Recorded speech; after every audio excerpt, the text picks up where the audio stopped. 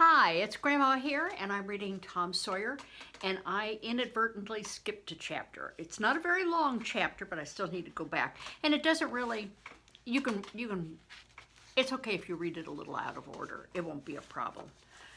Pursuit of Injun Joe. Tom was a glittering hero once more. The pet of the old, the envy of the young. His name even went into immortal print, for the village paper magnified him. There were some that believed he would be president yet, if he escaped hanging. As usual, the fickle, unreasoning world took Muff Potter to its bosom and fondled him as lavishly as it had abused him before. But that sort of conduct is to the world's credit. Therefore, it's not well to find fault with it.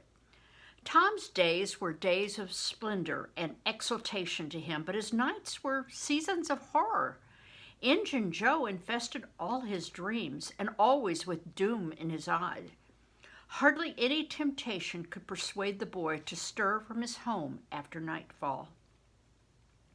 Poor Huck was in the same state of wretchedness and terror, for Tom had told him the whole story to the lawyer the night before the great day of the trial, and Huck was sore afraid that his share in the business might leak out yet, notwithstanding Injun Joe's flight had saved him the suffering of testifying in court. The poor fellow had got the attorney to promise secrecy, but what of that?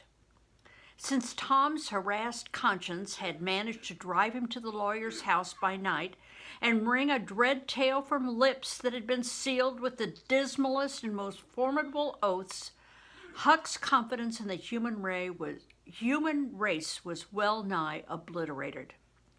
Daily, Muff Potter's gratitude made Tom glad he had spoken, but nightly he wished he'd sealed up his tongue.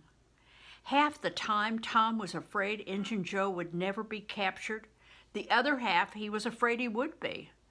He felt sure he never could draw a safe breath again until that man was dead and he had seen the corpse. Rewards had been offered, the country had been scoured, but no Injun Joe was found.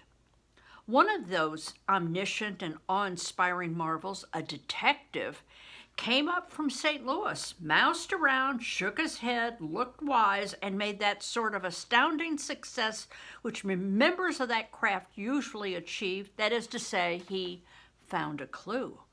But you can't hang a clue for murder. And so, after the detective had got through and gone home, Tom felt just as insecure as he had been before. The slow days drifted on, and each left behind it a slightly lightened weight of apprehension. So, Injun Joe has not been caught yet, even though they brought up a detective from St. Louis to look around.